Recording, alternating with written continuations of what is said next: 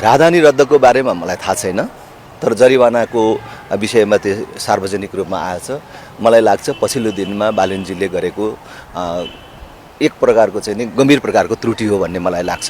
म धेरै आलोचना गर्न चाहन्न, किनभने हिजो त तपाईहरुले तिर्नु भएको नि त 1 लाख रुपैयाँ त तत्काल तिर्ने अवस्था आएको थियो। त्यही मैले भन्दै गरेको के भने यसमा त अझ आयोजक स्पष्ट थियो हैन।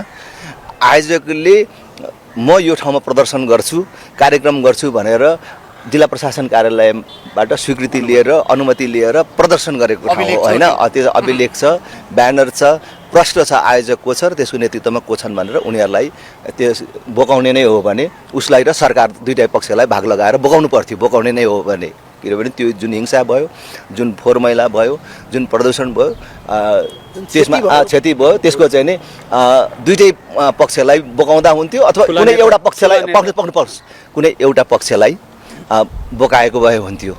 तर अब सम्बन्धै नभएको, अब राजावादी अथवा राजाको पुनर्स्थापनाको लागि, राज संस्थाको पुनर्स्थापनाको लागि आन्दोलन गरेको हुनाले राजालाई बोकाउनु पर्छ, यो राजा जिम्मेवार हो भन्यो भने त कतिले चाहिँ फेरि मार्क्स एङ्गेल्सको फोटो बोकेर हिँडिराखेका छन् हैन।